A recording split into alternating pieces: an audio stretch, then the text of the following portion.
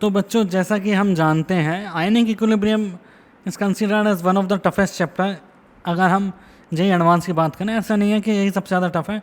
All topics जैसे हम बात करें इलेक्ट्रोकेमिस्ट्री और थर्मोडायनेमिक्स में से भी काफ़ी अच्छे क्वेश्चन बनते हैं, लेकिन आयनिक इक्विलिब्रियम भी कुछ कम नहीं है। तो हम आयनिक इक्विलिब्रियम के बारे में जानने से पहले को एक बार कवर करने की कोशिश करते हैं एक ही शॉर्ट में। बहुत शॉर्ट वीडियो बनाने जा रहा हूँ। जेई एडवांस के पॉइंट ऑफ व्यू से आयनिक इक्विलिब्रियम के सबसे इंपॉर्टेंट कॉन्सेप्ट कौन कौन से हैं, आज हम उनके बारे में बात करने वाले हैं। तो बच्चों देखते हैं सोल्यूशन। जैसे हम सबसे पहले बात करते हैं, हम किसकी बात करते हैं, हम एसिड और बेस की पीएच निकालने की बात करते हैं। एसिड और बेस का पीएच। तो अगर एसिड वीक है, solution of a weak acid, acid weak है, तो उसका पीएच निकलता है पीके माइनस लॉग सी का 1/2 pKa1 माइनस लॉग सी। और एल्फा हम निकालते हैं √Ka/C, उसकी वैल्यू 0.1 या फिर 10% से कम होती है। और अगर इससे हम एक H+ और निकालते तो Ka2 में बदलेगा, ठीक है। तो और इसी तरीके से POH of a weak base इस तरीके से निकलता है 1/2 pKa minus log c. Alpha 0.1 या 10% है, और इसका मतलब H+ एक और ऐड करें तो Kb2 बनेगा। मतलब पहला H+ निकलने की बात कर रहे हैं हम। दूसरा मिक्सचर ऑफ वीक एसिड। अगर वीक एसिड और स्ट्रॉन्ग एसिड का मिक्सचर है तो सी जो कंसंट्रेशन लेते हैं हम H+ की, वो स्ट्रॉन्ग एसिड से लेते हैं। इसी तरीके से वीक बेस और स्ट्रॉन्ग बेस का मिक्सचर हो तो इसमें OH- हम स्ट्रॉन्ग बेस से लेंगे, वीक बेस या वीक एसिड के H+ या OH- को नेग्लेक्ट करेंगे। इसी तरीके से अगर दो वीक एसिड है हमारे पास Ha1 प्लस Ha2, उसका कंसंट्रेशन C1 अल्फा 1 पता है, C2 अल्फा 2 पता है, तो ओवरऑल H+ होगा C1 alpha 1 plus C2 alpha 2, ठीक है। और अगर दोनों बेस हैं BOH plus BOH, B1OH plus B2OH, तो C1 alpha 1 C2 alpha 2, C1 K1 and C2 K2 ठीक है। अब mixture of polyprotic acid and a strong acid. अगर स्ट्रॉन्ग एसिड और पॉलीप्रोटिक एसिड हो, जैसे हमारे पास स्ट्रॉन्ग एसिड है एंड पॉलीप्रोटिक H2S मान लेते हैं प्लस HCl मान लेते हैं, तो इसमें सारे के सारे H+ कहाँ से आएगा, HCl से आएगा, H2S से कंसीडर नहीं करेंगे। इसी तरीके से वीक बेस है हमारे पास, तो पॉलीप्रोटिक बेस है, तो पॉली एसिडिक बेस है, तो पॉलीप्रोटिक वीक बेस की बात करेंगे हम, तो फिर वो उसमें हम स्ट्रॉन्ग बेस से ही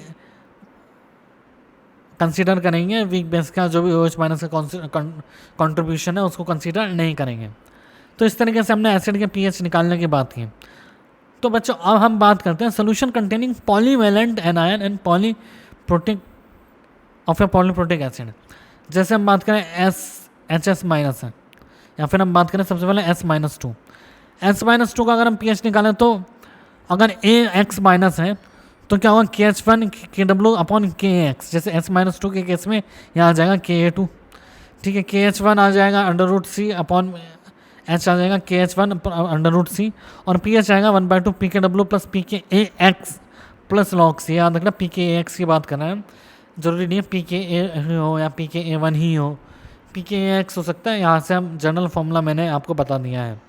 इसी तरीके से पॉलीवैलेंट कैटायन की बात करें, वीक पॉलीवैलेंट बेस की बात करें, तो KH1 क्या होगा KW/Kb/1, और इस तरीके से हमारे पास KH1 आएगा, ठीक है। और जैसे हमने एसिड के लिए किया, सिमिलरली हम बेस के लिए करेंगे।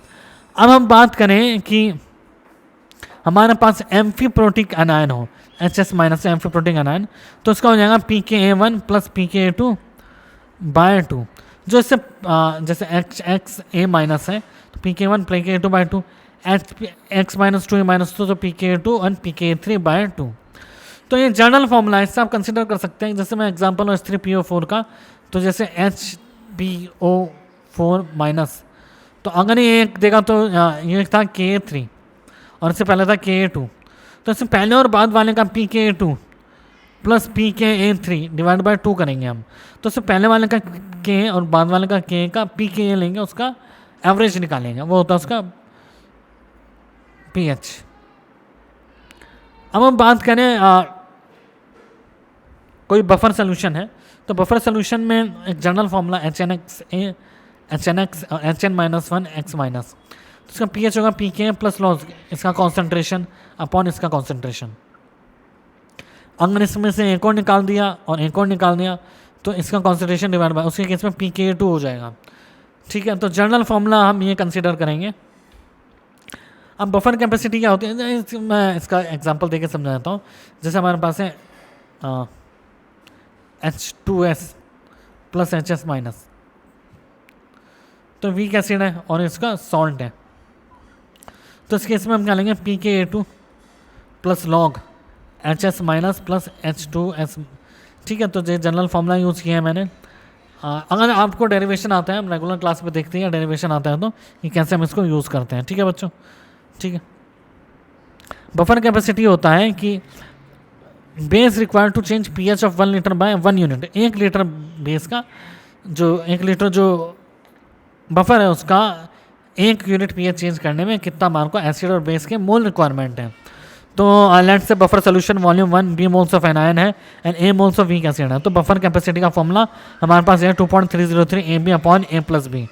तो condition for maximum buffer capacity acid और एनायन का सॉल्ट का कंसंट्रेशन क्या हो, बराबर हो। इसी तरीके से हम pH कैलकुलेशन की बात करें तो pH कैलकुलेशन में क्या होता है बच्चों, carry out the chemical reaction between two component.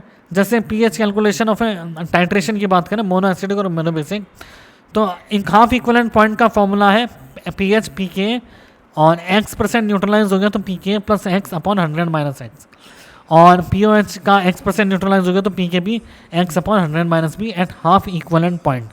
Equivalent point हम उससे कंसिडर करते हैं जब पूरा एसिड पूरा बेस को न्यूट्रलाइज करने, उससे पहले या बाद वाले केस में हम ये जनरल फॉर्मूला यूज़ करते हैं। ठीक है, अब इस तरीके से अगर हमारे पास कोई pH कैलकुलेशन का कुछ भी हमारे पास केस दिया है तो pH कैलकुलेशन के केस में हमारे पास लेट्स से कोई वीक एसिड को हम टाइट्रेट करना है स्ट्रॉन्ग बेस से, तो जो पहले लिखा होता है वो हमारे पास फ्लास्क में होता है, जो बाद में लिखा रहता है वो हमारे पास प्यूरेट में होता है। तो इस तरीके से इसको टाइट्रेट करना है, यहाँ एसिड है और यहाँ क्या है बेस। तो पहले हमारे पास पूरा के पूरा एसिड है, फर्स्ट न्यूट्रलाइजेशन पॉइंट हुआ ये लेट्स से पॉलीवेलेंट एसिड है और NaOH बाल लेते हैं बेस है ना, स्ट्रॉन्ग बेस, और ये वीक एसिड है। तो जब फर्स्ट इक्वलेंट पॉइंट होगा तो pH क्या होगा, pK1 होगा। हम जानते हैं कि यह सॉल्ट अपॉन एसिड एक बफर सोल्यूशन की कैटेगरी में आता है। फर्स्ट न्यूट्रलाइजेशन पॉइंट में pKa2 प्लस pK1/2, ये हमारे पास एम्फीप्रोटिक एनायन में आता है। फिर pH क्या हो जाएगा, pKa2 हो जाएगा। फिर वापस से हमारे पास सेकंड हमारे पास ये हो जाएगा बफर सोल्यूशन विथ इक्वल दोनों के कंसंट्रेशन सॉल्ट और एनायन के, सॉल्ट और हमारे पास बेस एसिड के। फिर बफर हमारे पास हो जाएगा, फिर एंड में हमारे पास सॉल्ट हाइड्रोलिसिस हो जाएगा। इसी तरीके से सेम केस हम बेस के लिए कंसीडर कर सकते हैं। अब बच्चों हम बात करते हैं सॉल्युबिलिटी की, स्पैनिंगली सॉल्युबल सॉल्ट। स्पैनिंगली सॉल्युबल सॉल्ट अगर ये है तो जनरल फॉर्मूला हमारे पास ये होता है, कंडीशन फॉर प्रेसिपिटेशन होता है KIP greater than KSP। KIP की वैल्यू KSP से ज़्यादा है तो हमारे पास प्रेसिपिटेट हो जाएगा। और सॉल्युमल्टेनियसली सॉल्युबिलिटी होती है कि अगर हम दोनों को स्पैनिंगली सॉल्युबल सॉल्ट है, एक हमारे पास कॉमन आयन है तो उसको सॉल्युबल करना है, तो KSP का दोनों का मिलेंगे ए जो KSP का एक्सप्रेशन रखेंगे उसमें से A कैंसिल हो जाएगा, एक्सप्रेशन रखेंगे और Y से Y कैंसिल और S1Y S2Y। जस्ट क्वेश्चन है। अब कॉम्प्लेक्स फॉर्मेशन के केस में क्या होता है, और फिर बाद में क्या करेंगे हम दोनों एक इक्वेशन और बनेगी कि इसका फॉर्मूला लिखेंगे हम। ठीक है, एक इक्वेशन सेकंड वाले का लिखेंगे और दोनों इक्वेशन से हम S1 और S2 की वैल्यू तीनों इक्वेशन से फाइंड आउट कर लेंगे। अब हम कॉम्प्लेक्स फॉर्मेशन की बात करते हैं।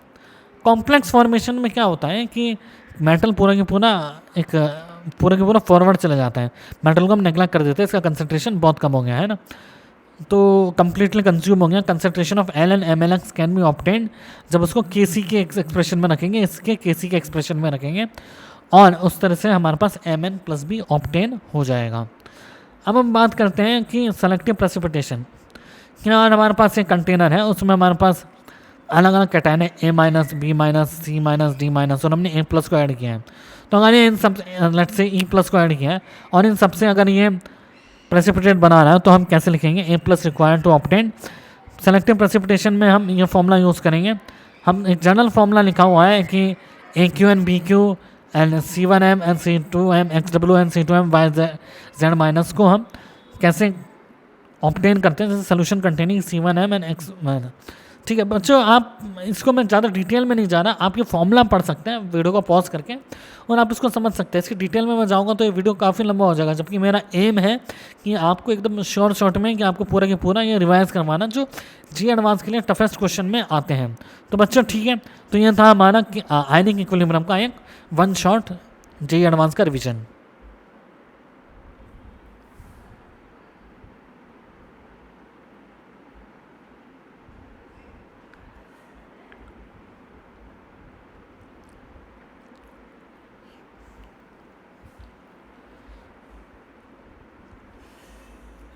तो बच्चों जैसा कि हम जानते हैं आयन जैसे पॉलीवैलेंट कैटायन की बात करें, वीक पॉलीवैलेंट बेस की बात करें तो KH1 क्या होगा, KW upon K upon acid buffer solution की कैटेगरी में आता है।